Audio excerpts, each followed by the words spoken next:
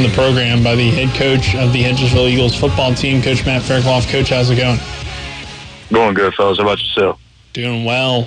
Coach, tough loss for you guys. Showed some fight late in that game against Washington on Friday, able to come back and make it competitive, but overall, I'm sure not the result you guys wanted. What did you take away from the game? The conversation we had at halftime is the excuse of being young is out the window now. You're 1.5 games into your varsity time, and the little mistakes that you're making are now. It's not because we're young or we're youthful. It's now we got to correct them and we got to fix stuff and challenge them at halftime. We can either fold up shop or we can go out here and show what we can be. And I think down the stretch there we did some things really well.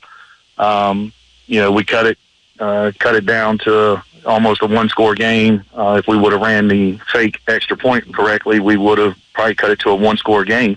And to be honest, we played really, really bad in the first half. So to be in that spot, it just shows what we can do. Coach, you mentioned the excuse being no longer in existence for your team with its youthfulness. You had a pretty similar conversation last year with your team due to guys having to fill in because of the numerous injuries in your program. Looking back, how do you feel like they responded to that conversation, and here now being leaders for the kids having that conversation this week? I think they responded well to the conversation we had at halftime because we were a completely different team there in the second half. We played, we still made some little mistakes here and there, but it wasn't enough little mistakes to amount to big things. And I think anytime that, when you're going through, struggles of, a lot of kids not having varsity experience and trying to, get that game experience in and flowing, I think they're going to make mistakes, but it can't be stacked on top to the point of where the little things become now a big thing. And I think second half we started to correct a few of those, and yesterday in film and Monday in film and conditioning, they were challenged to, you're either going to respond or you're going to fold shop, and that's not what we're going to do here. And like you said, Coach, young team, but still growing. And one of the things that Coach Ray really praised about your program was Chaz Milburn's performance on Friday night and his development over the last year. Having that young quarterback that is going to be in your program over the next few years to still continue to develop along with these other guys that are young and growing. What does that do for your team, and what's it been like to see his growth from week 1 to week 2 and just from last year to this year? Yeah, I said it before. Chaz's growth over this past all season and into the beginning of this season is night and day. Just for the simple fact of I watched the work that he put in over the summer, not only on the field but in the weight room, getting bigger and stronger. And he really studies the game, so he understands how to climb a pocket, when to take off, when to get the ball out, and he's done a tremendous job of that the first 2 games. And when the biggest thing about it is when your quarterback is, and they put a lot of pressure on him Friday night, was climbing the pocket and making plays and still trying to keep the fight going. It inspires your team. He's become that leader of the offense by taking control of everything, and he's done a tremendous job so far, and he's done a tremendous job so far early in this week of making sure everybody gets back on track and understanding what our game plan is for this week. Who are some other guys that have jumped out to you so far this season? Right now, Brody started for us at center Friday night, but then we had to move him to guard to try to mitigate some of the pressures that they were doing. But he controls our front. He gets us into our protections, and when they're sending 8, we got to make sure that we're at least getting hats on 5 of them, and he did a pretty good job of that. He's taking control of that line. With Levi leaving, Levi did most of our protection calls last year. Chris Williams has done a tremendous job for us, and that's a kid that's a competitor. He's going to line up at running back. He's going to line up at receiver. Plays defense for us. And then on the defensive side, the one that's really stepped into a role is Micaiah Priller. Coach, it doesn't get any easier this week as you'll head to Morgantown for a tough Friday night contest against a team that's looked like arguably the best team in the state so far, 2-0 on the year. What are some things you're seeing out of the Mohegans this year on film? Big, fast, physical, discipline. When you watch it on film, you see how well they are together. Those guys don't make many mistakes. They have a system, and they run that system to a T, and it's one of those systems that, if you line up wrong or you don't fill a gap correctly, they're going to punish you. And, and it's like we talked about in our meetings the last 2 days is we can do everything right, and that young man at quarterback can make a lot of things right. And it's one of those things like, he's on film, he's moving around, he clears the pocket, then he can take off. He can also throw it. He makes good decisions, and he's got plenty of athletes around him. I was about to bring him up as well, Maddox Twig. How do you kind of focus your game plan around somebody with that capability, but also not overstep that game plan and allow other guys to shine as a result?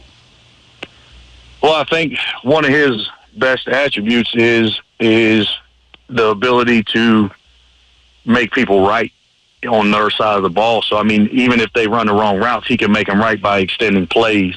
His ability to run the football, he does a lot of things. And, watching him on film, and you sit here and you're like, okay, how do you try to stop what he's doing? Well, you can't really stop what he's doing. You have to try to mitigate what he wants to do.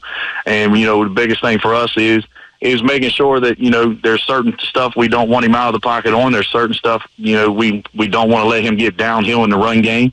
And it's we're going to pick one thing and we're going to try to stop him in that, and he's going to have to beat us in another. And, that's the name of the game is, trying to find one way to slow it down, and try to force them into some mistakes. Coach, Morgantown, always a tough place to play as well. Decently long trip, but a unique atmosphere. What's it going to be like going on the road against them? Well, I think this Friday night is probably going to be one of the biggest crowd that, our kids have ever played in front of, just for the simple fact of when you go to Morgantown, it is always packed. But you got WVU and Pitt playing the following day, so people are going to be in town. And it's also their Hall of Fame night, so it's going to be an atmosphere that a lot of our kids have never seen. But at the end of the day, it's like we always talk about. It's an opportunity for you to go against not only one of the best teams in the state of West Virginia right now, but it's a time for you to go out and show growth. Or can we show people that we're growing as a team? Because again, the excuse of being young is out. It's done. It's over with. Now, are we going to be able to go out, execute a game plan, stick to the game plan, and do it the way we need to do it? Or are we just going to go in here and let this atmosphere take control of this game? What are some things that you and your staff are putting together to help your team maybe embrace the underdog mindset here this week and going into next week and possibly even the rest of the season? The biggest thing for us is, we talk about it all the time, is everybody doubts us, and it doesn't matter who we're playing. Everybody's doubted us along the way. It's just we got to go out and get better. We got to go out and continue to get better. We can't have slow starts like we did last week and then try to fight ourselves back into it in the second half.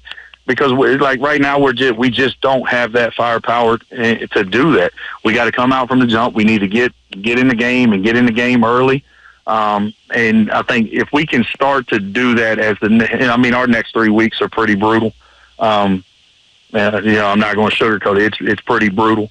But for us, it's can we go out and find ourselves in games and give ourselves a chance to compete for games. And at the end of the day, I think when you play these elite teams, if you can drag them into the fourth quarter in a close game, for us, we've been there. Other teams that we're playing haven't. So if we can drag them into the fourth quarter in a ball game and into a dogfight, and you hope they haven't been there yet and they make mistakes.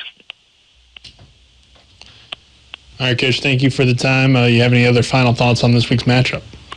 No, I appreciate everything, folks. All right, before you go, we got the fun question for you.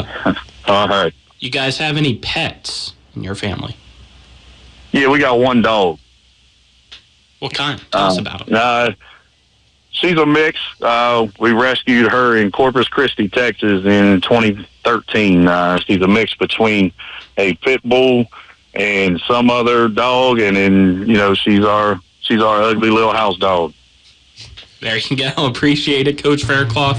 Best of luck against Morgantown. All right, I appreciate it. You sticking around up there for Saturday? Oh, no, I'm coming home. All right. I'll be home. This segment brought to you by Hagerstown Ford, revolutionizing the car buying experience. Buy your next vehicle online. They're delivered to you. If you don't like it, they'll take it back. Visit the website, fordhagerstown.com.